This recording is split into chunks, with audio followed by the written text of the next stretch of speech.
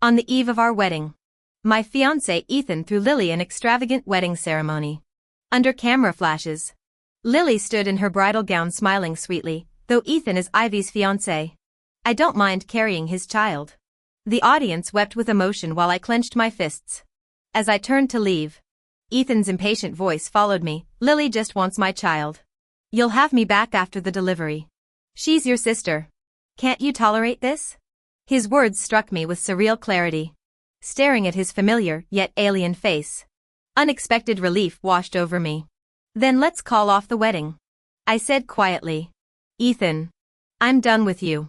His eyebrows knitted in irritation. Stop being dramatic. It's just a marriage certificate with Lily. Is that worth ending things? This isn't a joke.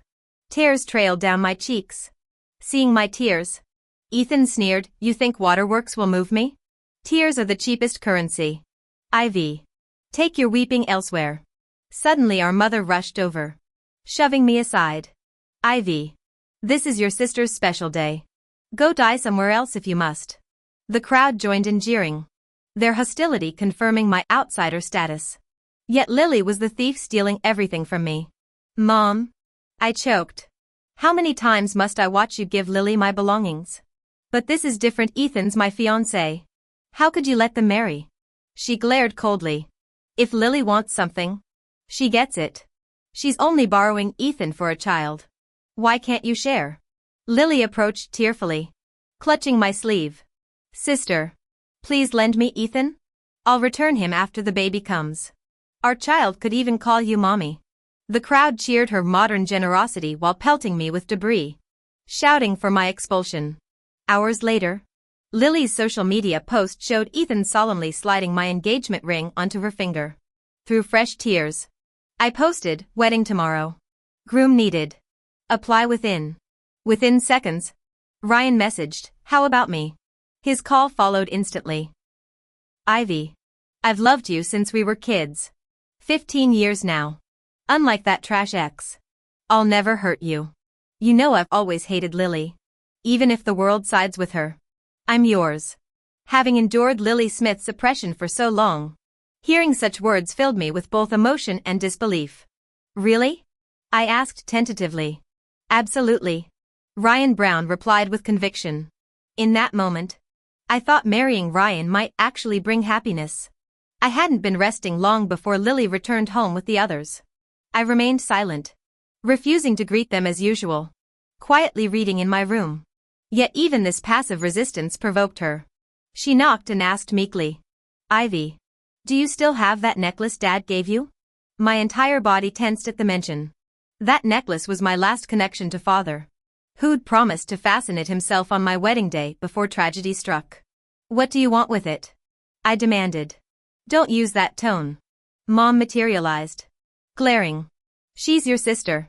It's just some trinket, give it to her. Lily's triumphant smirk vanished faster than summer hail. Mom, please. She simpered. Ivy's never accepted me as family. I don't blame her for refusing. The words ignited Mom's fury. Shoving me aside, she stormed to my dresser and retrieved the heirloom. This household respects Lily's place, she declared, thrusting the necklace at my stepsister. Everything you own is by my grace. Any objections? The air thickened in my lungs as Lily clasped the necklace, twirling mockingly. See, Ivy? It looks better on me anyway.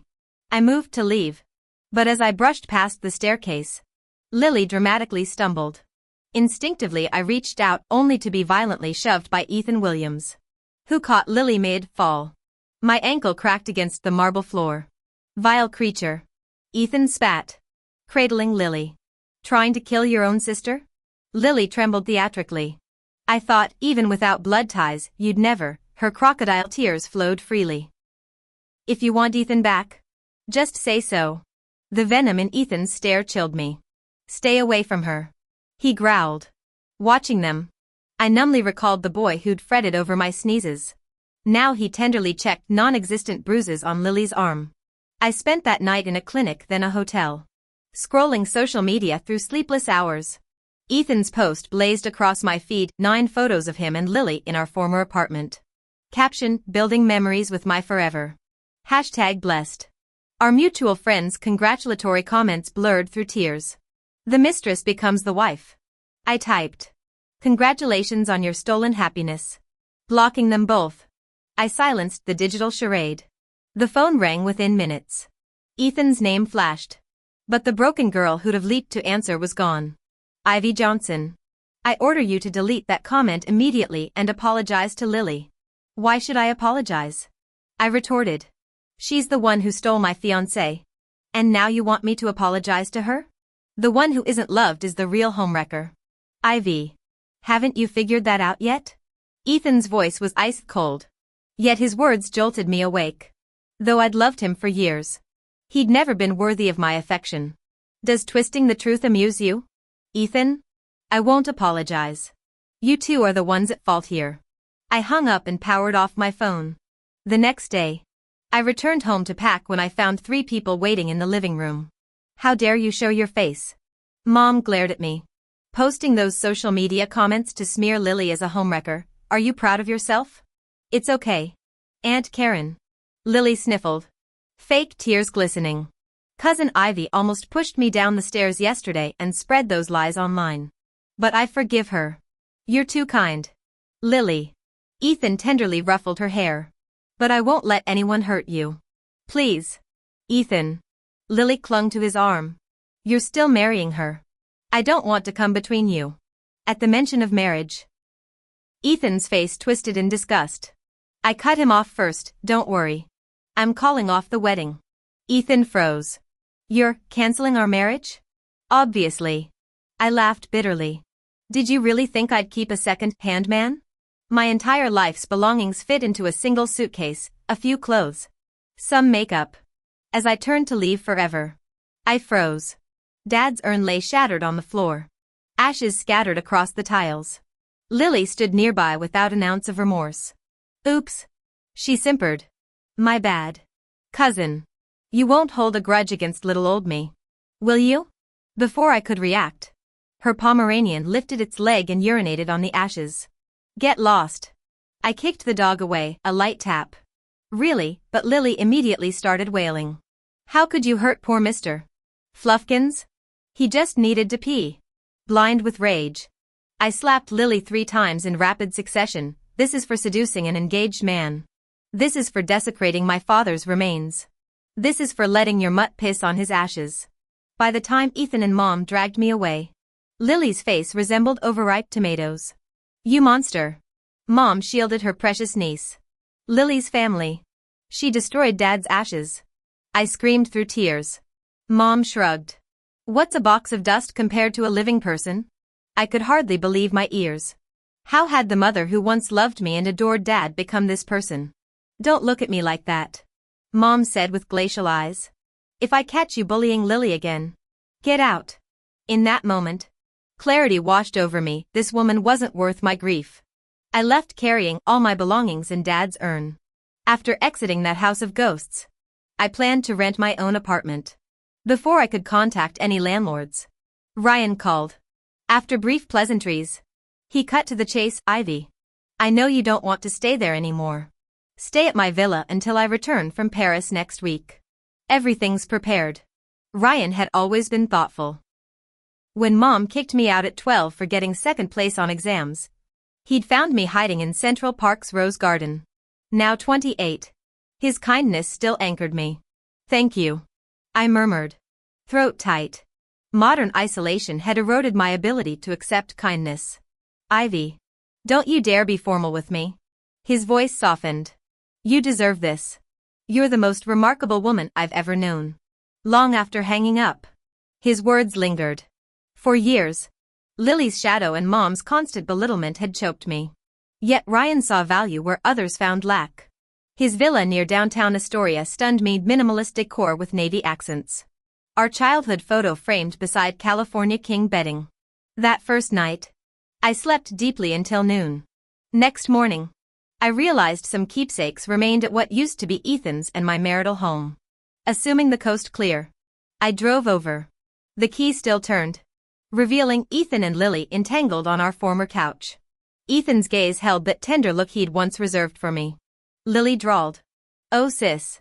Back so soon? Weren't you done with us yesterday? Don't flatter yourself. I said coldly. I'm here for my things. Ethan sneered.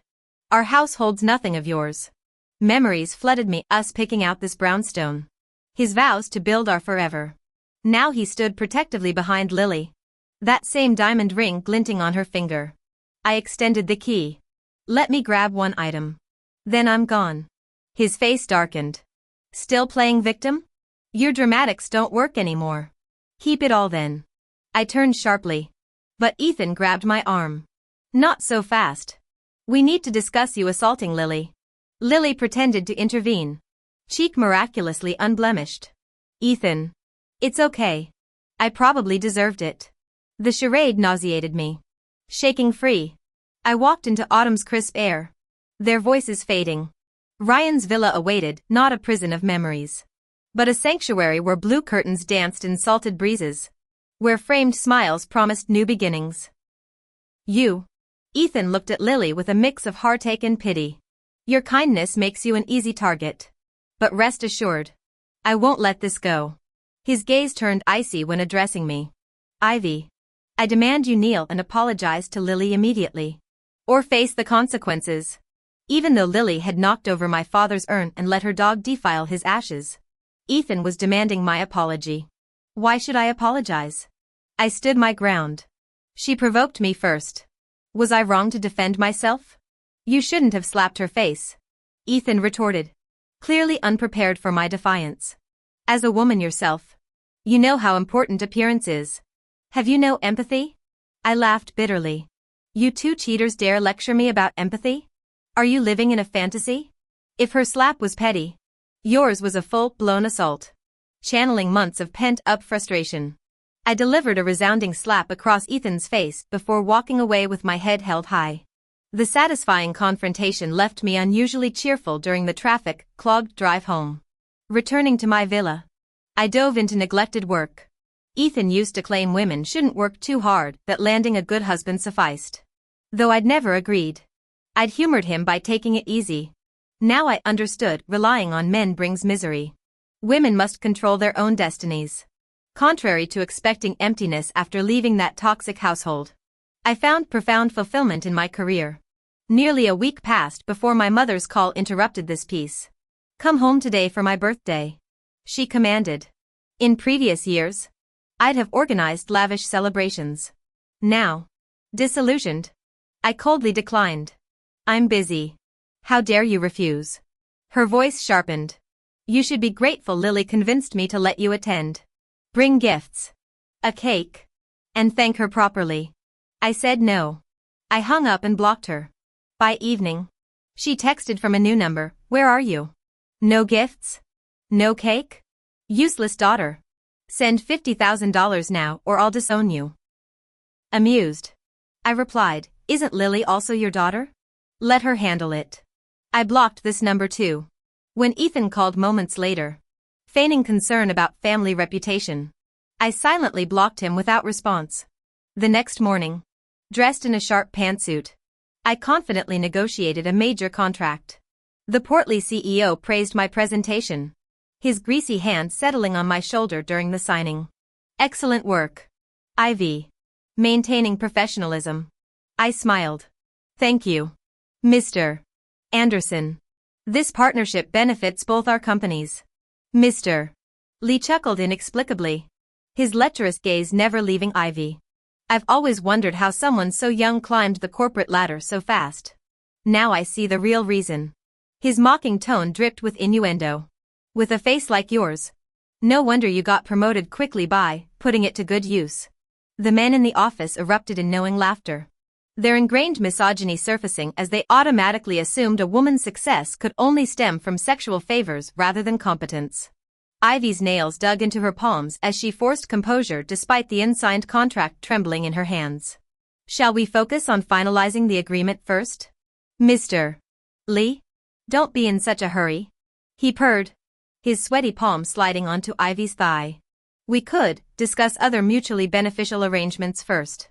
The unsubtle proposition hung thick in the air. Ivy shot up from her chair.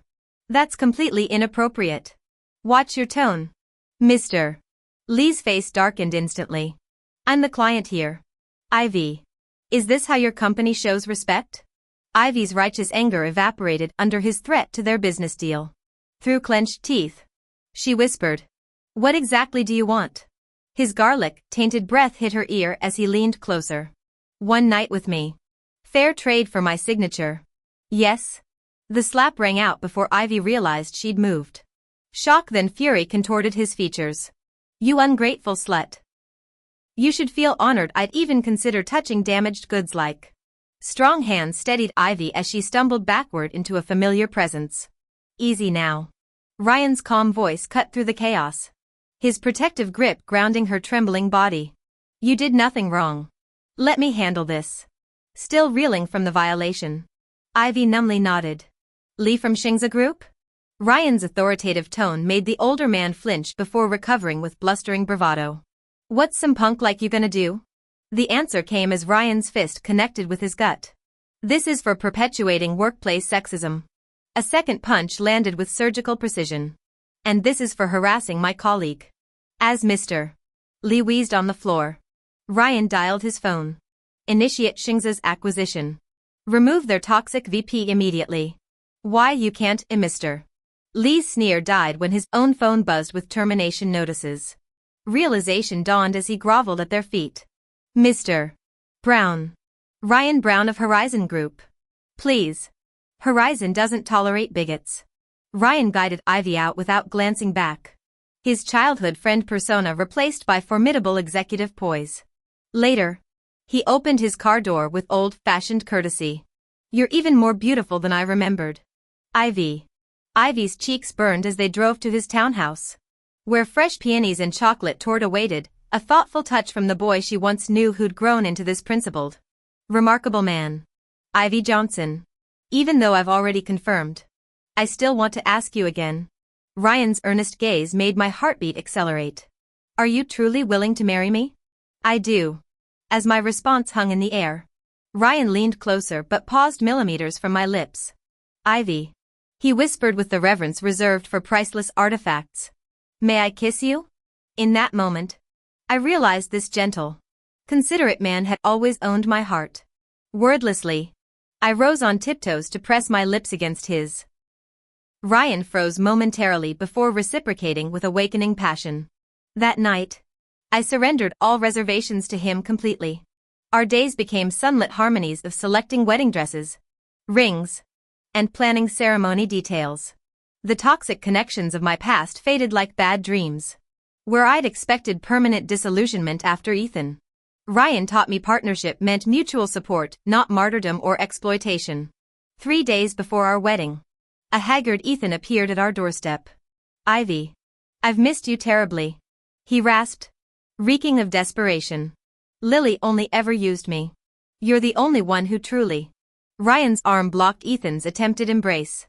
"Respect my fiancé's space, sir." Ethan's jaw dropped comically wide. "This can't be real. You wouldn't abandon me." "Ivy. I read Lily's texts. I know the truth now. I've divorced her. Give me another chance." "Your marital status means nothing," I said coldly, interlacing fingers with Ryan. "Meet my future husband. We're getting married tomorrow." As security removed the screaming Ethan, Ryan's steady hand never left my waist. During our beachfront ceremony, sunlight gilded Ryan's tearful smile as I walked toward him. Later, through shared laughter over Ethan's failed lawsuit against Lily and my mother's belated apologies, Ryan's embrace remained my sanctuary. Now in our coastal bayside home, sea breezes carry promises instead of old ghosts. With Ryan's arms around me, I finally understand family isn't just inherited. It's chosen, nurtured, and fiercely protected. Our future stretches bright as the endless ocean horizon.